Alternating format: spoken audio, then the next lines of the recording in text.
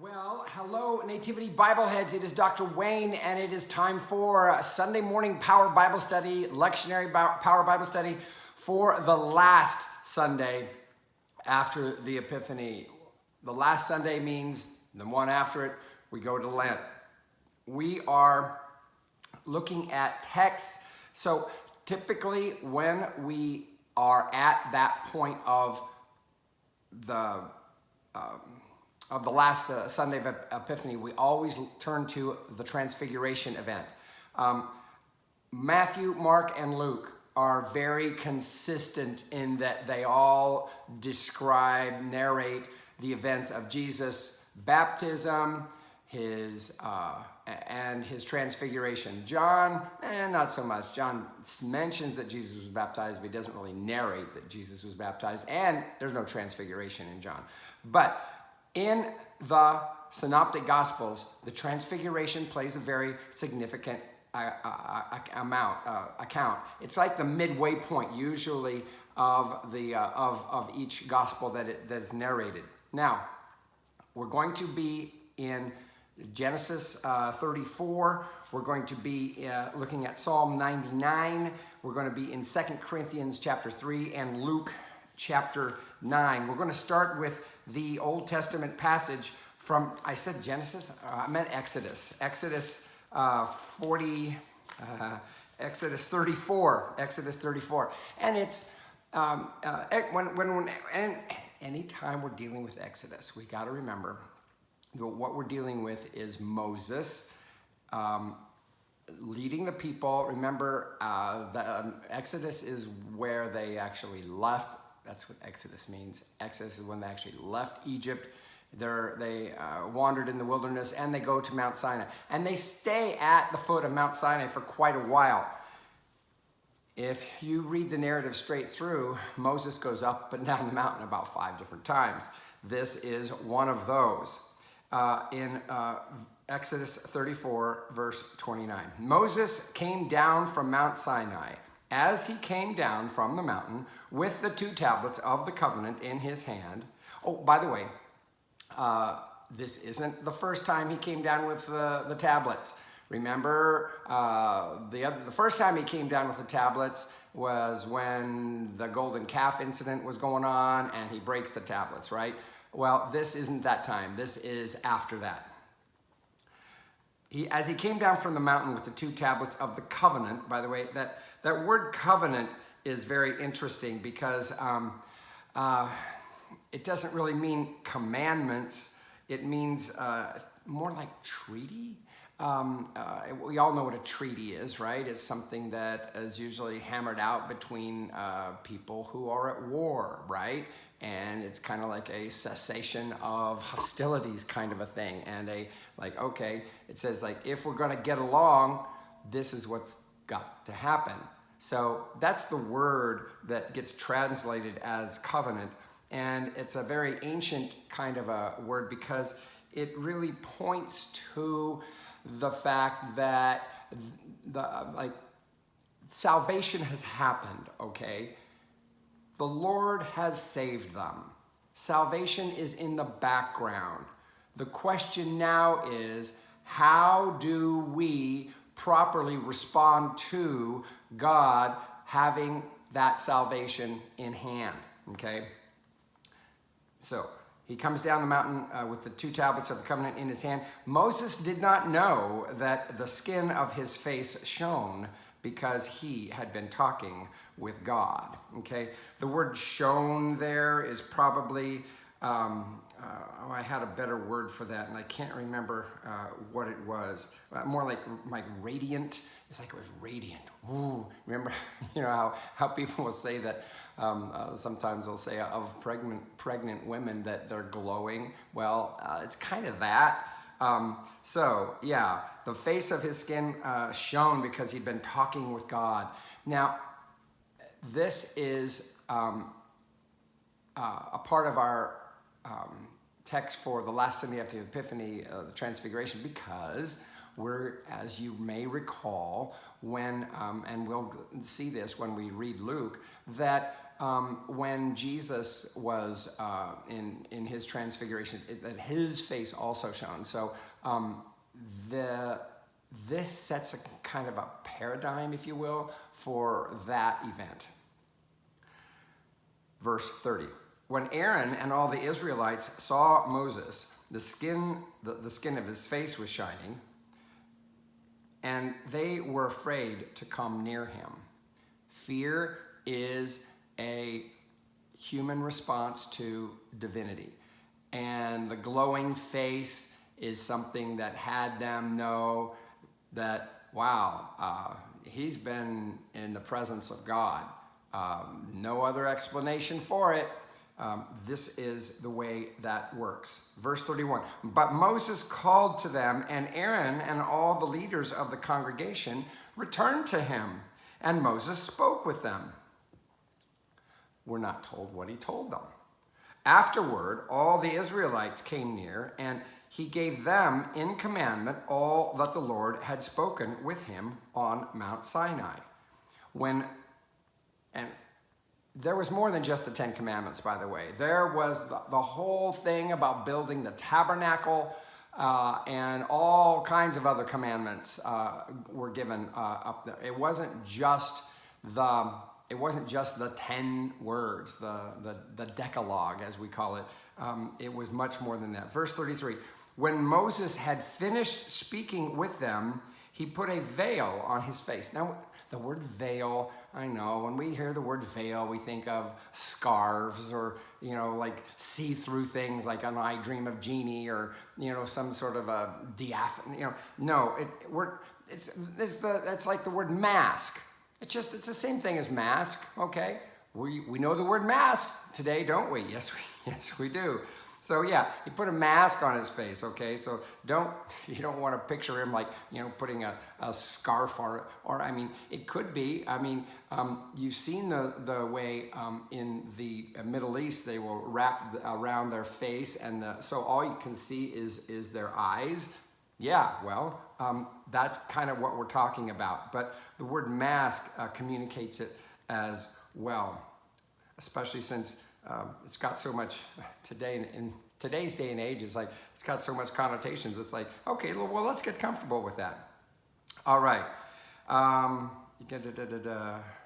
When Moses, he put verse 34. But whenever Moses went in before the Lord to speak with him, he would take the veil off, the mask, until he came out. And when he came out, he told the Israelites what he had been commanded. The Israelites would see the face of Moses, that the skin of his face was shining, and Moses would put the veil on his face again until he went in to speak with him. So there's a lot of emphasis here on the shining face and the fact that the people just can't handle it, okay? Maybe that's the context we need to think of, especially if we're annoyed at seeing our worship leaders wearing masks, right? Or not. There was debate amongst the rabbis about, to what extent did he wear the mask? Like, did he talk with the mask? Did he take the mask off? Did he only take the mask off when he was talking? And to what extent did he wear the mask? And how long did he have to wear the mask after seeing and all of that? Moses has a special position with God, obviously. And some commentators will talk about this as being an argument for ordination, the idea that there are certain people that are allowed certain access to God, and then relating that to the people. I don't know if we need to go that far, but we're going to see more of this connection when we see the Transfiguration with Jesus. Remember, Moses came to represent the preeminent lawgiver. He was even considered to be a priest. Well, we'll see that in our psalm reading, actually, in Psalm 99. Actually, let's go to Psalm 99 right now. I am going to read it out of the Book of Common Prayer. One of the reasons why I like the translation in the Book of Common Prayer, or why I like to use it for these studies, is that number one, that's what we use in our Episcopal worship, and number two, it's more translated for public worship, and so it's more, it's easier it's easier, I don't know, verbiage wise. When we read it in our New Revised Standard, it's not so much caring for, oh, can we use this for public worship, but we will use it here in our study in the Book of Common Prayer. Verse 1, Psalm 98. The Lord is king. Let the people tremble. He is enthroned upon the cherubim. Let the earth shake. Okay, so anytime we see L-O-R-D in all caps, that's the Tetragrammaton, that's the covenant name for God, right? So it's referring to the Lord being, typically we see Israel's God being talked about as being the God of all gods, and like the one before whom everyone trembles, okay? It doesn't matter whether or not you are a worshiper or not, he demands that kind of attention. Notice it mentions he's enthroned upon the cherubim, okay? The cherubim, remember the I am ending is a plural, masculine plural ending in Hebrew. The cherubim are the figures on the lid of the Ark of the Covenant, okay? They're kind of like this. And if you can imagine this as being put together and like somebody sitting in that right there, that's the way the Israelites viewed God. That the Ark of the Covenant was a throne where their invisible God sat upon. Okay, so this is what we call an enthronement psalm. There are several enthronement psalms, and it might even be something that they used liturgically when a king would ascend to the throne, very possibly. Look at verse 2. The Lord is great in Zion. He is high above all peoples. Remember, when we see the word Zion, Zion is actually the name of a hill in Jerusalem. Remember, Jerusalem is made up of several hills, okay? Zion is the hill upon which the temple was built. There's a temple there now. It's a mosque, but it's not a Hebrew temple. There are hills that are higher than it. In fact, Mount Olives, right on the other side of the valley. You can actually look down on Mount Zion. It's a wonderful view. The Lord is great in Zion. He is high above his peoples. In fact, some people think that it's possible that the imagery here is that somehow that Zion might even be the footstool of the Lord. Okay, if you can imagine a Lord so large that the cherubim are somewhere up in the ethers, and what is Mount Zion but the footstool for the Lord? Very possible that imagery was what they had in mind. Verse 3. Let them confess his name, which is great and awesome. He is the Holy One. O mighty King, lover of justice, you have established equity. You have executed justice and righteousness in Jacob. So, as you can see in our translation, there's quotations around that. So, it's very possible this was done responsorially, right? With declarations from the priests, declarations from the people, the declarations from the king himself. Liturgical use of the Psalms, yes, it definitely was used liturgically. They didn't just use them as, it's not that different from the way we use it as a responsive reading. Although I'm guessing there probably was more to it with them. But know that this is liturgically oriented. Verse 5, proclaim the greatness of the Lord our God and fall down before his footstool. He is the Holy One. So this one, kind of imagine, if you can imagine the ark being that footstool, maybe, okay? Or maybe it's not. Maybe it's people outside, on Mount Zion, okay? Moses and Aaron among his priests, and Samuel among those who called upon his name. They called upon the Lord, and he answered them. So the mention of Moses and Aaron And Samuel, it's very unusual to hear Samuel mentioned in a litany, a list of interlocutors with God, priests, and what have you. But he is listed here. He was known as being a prophet as well, the first of the prophets. So we have the transition here. Remember, Samuel was a transition kind of a person, okay? The last judge, the first prophet, but he was a priest, okay? And remember, his sons weren't so, trustworthy, and so the priesthood changed at that point. Well, anyway, verse 7. He spoke to them out of the pillar of cloud. They kept his testimonies and the decree that he gave them.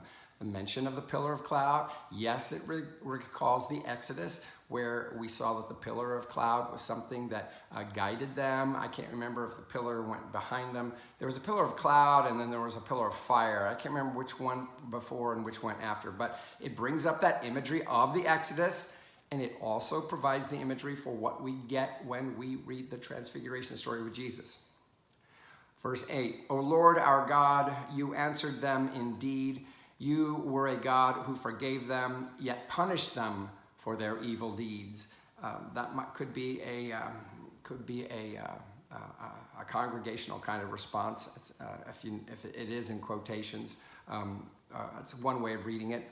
Verse 9, last verse, proclaim the greatness of the Lord our God and worship him upon his holy hill, for the Lord our God is the Holy One. Verses 5 and 9 are basically exactly the same. The first 5 set a grandiose picture of worship, and then the last verses bring it down into history. So this is fitting in with our theme of transfiguration. We're going to move on. We're going to talk. We're going to go to. I'm going to save the gospel for last. We're going to do 2 Corinthians chapter 3. Now, in 2 Corinthians, oh boy. So, our readings from our epistle readings lately have been from 1 Corinthians. In 2 Corinthians, Paul is really fighting desperately to talk to his people about the fact that his apostleship is valid, and that they should not follow these super apostles, which he uses that expression not in this passage, but he's being very defensive, and these other teachers, they were Christian, they were Jewish, but they had belittled Paul's ministry to the point that, and it's interesting if you think about it, we don't get any writings from them that got preserved, no. But we got to realize that a lot of the writings we have of Paul, he's reacting to something, okay? Just remember that. So we are in 2 Corinthians chapter 3 and going through reading, starting in verse 12 and going through chapter 4, verse 2. Since then, we have such a hope, we act with great boldness. The hope he's talking about is the fact he's been talking about, or he had been in our 1 Corinthians readings from the previous few weeks, resurrection and all of that, and the hope that we have of resurrection because he was resurrected. We think that that's probably what he's referring to here. Since then, we have such a hope. We act with great boldness. Not like Moses, who put a veil over his face to keep the people of Israel from gazing at the end of the glory that was being set aside. Okay, Paul is appearing to kind of throw Moses under the bus a little, in that he's sort of, the masking that Moses did is like, well, we don't have to worry about that. We're going to be closer to God than Moses. He's not really putting Moses down so much as he is trying to say that the closeness that that Moses experienced with God, that's in store for us as well, okay? But their minds were hardened. He's talking about He's talking about the Israelites. But their minds were hardened. Indeed, to this very day, when they hear the reading of the Old Covenant, that same veil is still there, since only in Christ is it set aside. So Paul is kind of like saying that, remember, Paul himself was Jewish, okay? He's not trying to put down Judaism, but he is trying to show and demonstrate that Christ completes Judaism, that it completes it in the sense of like, this was where God was going all along, okay?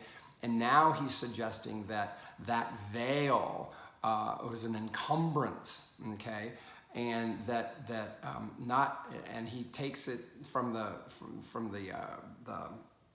seeing it as something that Moses wore, but no, that veil is over all other faces. So everybody is just a little bit masked, if you will, and not barefaced before God. But in Christ, as he says, that is when it is set aside. So for Paul, the coming of Christ totally was a total game changer in that whole realm of asking the question, well, how do we know God? Well, we know God intimately, face to face. Look, verse 15. Indeed, to this very day, whenever Moses is read, a veil lies over their minds. But when one turns to the Lord, the veil is removed. So he's using the metaphor of the veil, the mask, as something that impedes direct contact with God. Paul is arguing for the fact that when we recognize the value of what Christ has done in God's overall plan, that veil is totally gone. Now, verse 17, the Lord is the Spirit, and where the Spirit of the Lord is, there is freedom. And all of us, I remember once going to a revival. Revival always starts with the revival preacher always preaches his first sermon on the Sunday morning, and I remember being at a church some point visiting, and a preacher preached on just this one verse. And all of us, with unveiled faces, seeing the glory of the Lord, as though reflected in a mirror, are being transformed into the same image from one degree of glory to another. For this comes from the Lord, the Spirit. So, Paul, so you remember how that I mentioned that in that Old Testament passage from Exodus, sometimes people will use that as an argument for ordination and how it sets some people up as being a conduit for God because of the fact that there's some sort of a special. Well, this one is kind of used for people arguing from the opposite side, saying, "Hey, we all got unveiled faces, so choose your poison there."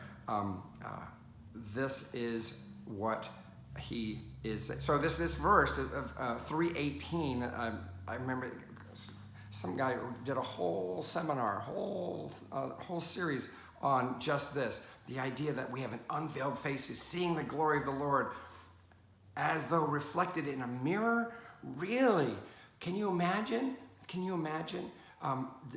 One of my goals, I'm recording this before my trip to Israel, and I know this is for the 27th, but I'm recording it before my trip to Israel. But one of my goals is to actually see in people's faces the glory of the Lord.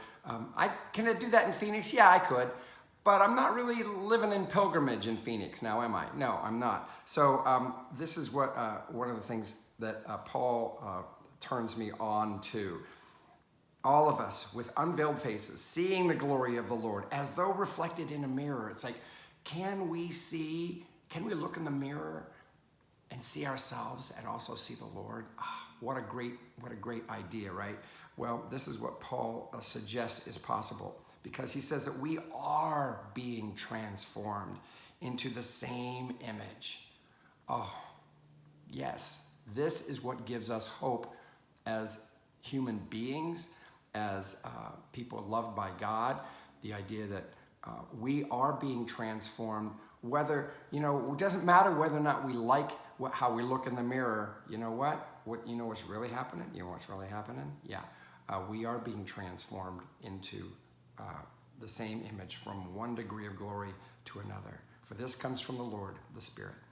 There's two more verses here, verses 1 and 2 from chapter 4. Therefore, since it is by God's mercy that we are engaged in this ministry, we do not lose heart. Can you imagine? This is what Paul sees his ministry as doing, introducing people to this kind of a relationship with God. And this is why he is so perturbed, I guess you could say, about these super apostles, those other preachers that are advocating continuing the religiosity of the Judaism. And he's saying, that's what he means by, therefore, it is by God's mercy that we are engaged in this ministry. See, teaching people about how they can have unveiled faces. Verse 2, we have renounced the shameful things that one hides. We refuse to practice cunning or to falsify God's word, but by the open statement of the truth, we commend ourselves to the conscience of everyone in the sight of God. This is a defense of what he's doing ministry-wise, okay?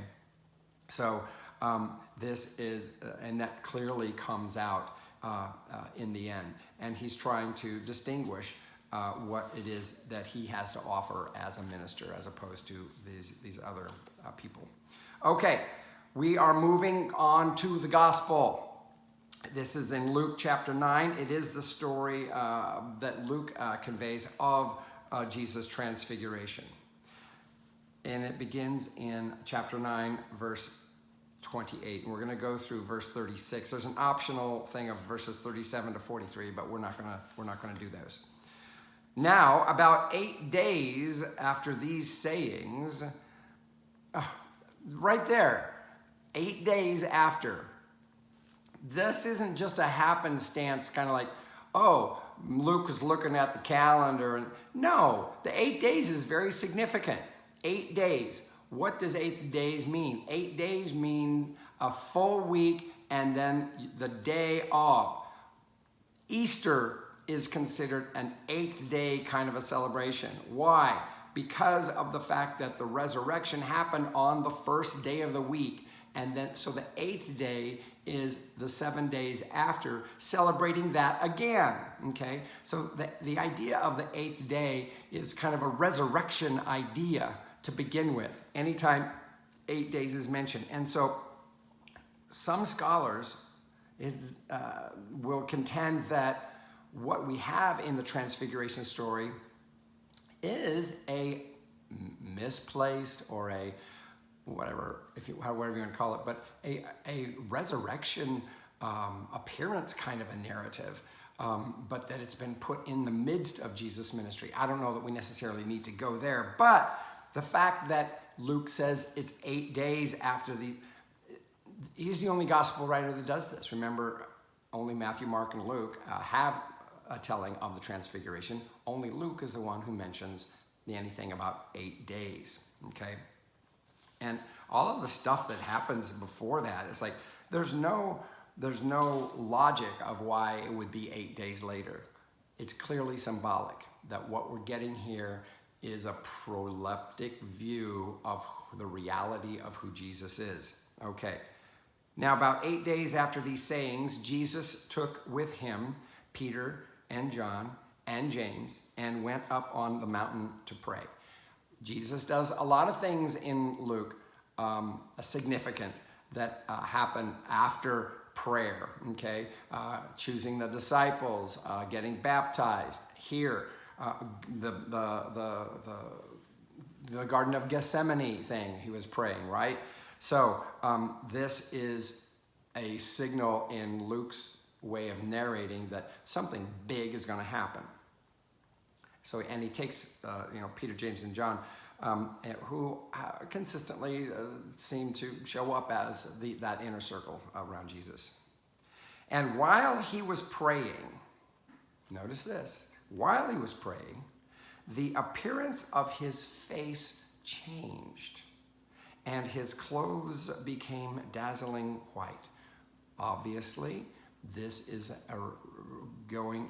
it's pulling the idea of divinity. There's something going on here in terms of ordination, of consecration, of dedication, of indicating the Jesus purpose. Not that it hasn't been there before. I mean, we've already been told that he was his son in the baptism, but this is like that confirmation of it in a bigger picture. Suddenly, they saw two men, okay, Moses and Elijah, talking to him. Moses, remember, he represents the ultimate teacher of the law. Elijah represents the ultimate teacher, the ultimate prophet, the kind of like the prophet extraordinaire, okay? Moses, Elijah, Jesus. Now, let's go on. They appeared in glory and were speaking of his departure. Now, they appeared in glory. What does that mean? It could mean that there was a radiance to them as well. And we're speaking of his departure. That word departure is very significant. It's the same word that we have for the word Exodus. Yeah, Exodus. They were speaking of his departure. Moses had already led Israel in a departure, leading them out of slavery into the wilderness. That was that salvation event, okay, was an Exodus. Jesus' departure, we know what he's talking about there. We know it was referring to what's going to happen on Golgotha in Jerusalem with the cross and the death. That's Jesus' Exodus.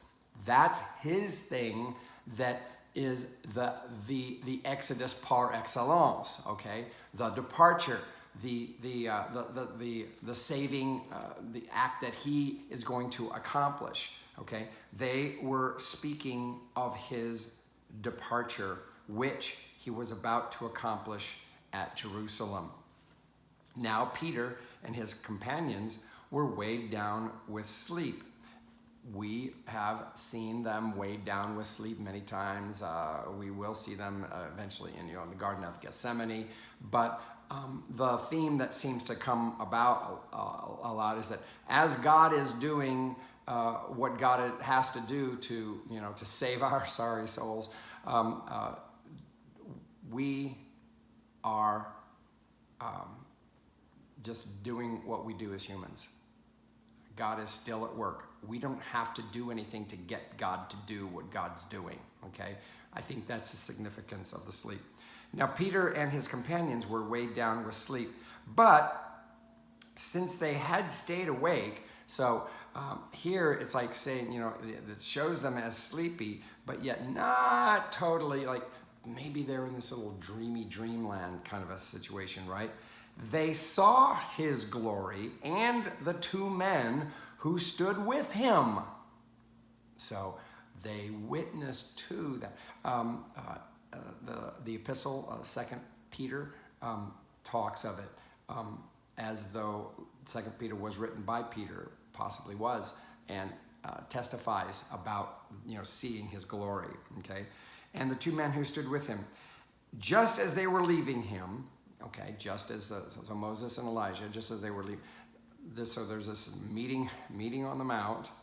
Just as they were leaving him, Peter said to Jesus, "Master, it is good for us to be here. Let us make 3 dwellings." So just as they were leaving him, Peter was like, "Oh, wait. No, you guys can stay. Let's build a place for all of you to stay, and so we can memorialize this moment." So he says, one for you, one for Moses, and one for Elijah. So Peter was understanding this to be Jesus as like, oh, he's one of these kind of guys. Oh, this is the significance. Peter had it wrong though, okay? Peter had it wrong, we're gonna see that. Because the words not knowing what he said, because that's not the point of it. The point of it is not, oh, this is the third great manifestation of God in the world with this Jesus. That's what it means by not knowing what he said. Verse 34, while he was saying this, a cloud came and overshadowed them, and they were terrified as they entered the cloud. So this cloud comes in. So this is, whenever we have this big cloud, it's always a manifestation of the presence of God, okay? And this is what happened to them. Then from the cloud, so remember they're in the cloud, and they hear a voice. There came a voice that said, and notice the speaking here is speaking to the disciples. Could also be speaking to Moses and Elijah. This is my son, my chosen, okay? That word for chosen could also mean, be my beloved. We get that in other manuscripts, but it's probable that some manuscripts use beloved there because they're used to hearing that from the baptism story.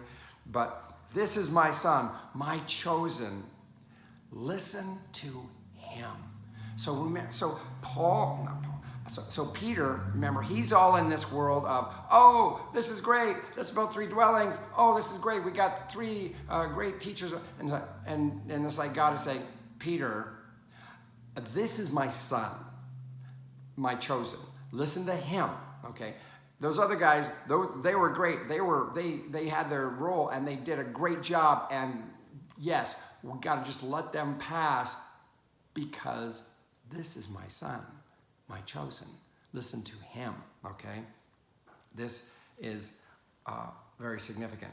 When the voice had spoken, Jesus was found alone. So that voice that spoke, that said what it said,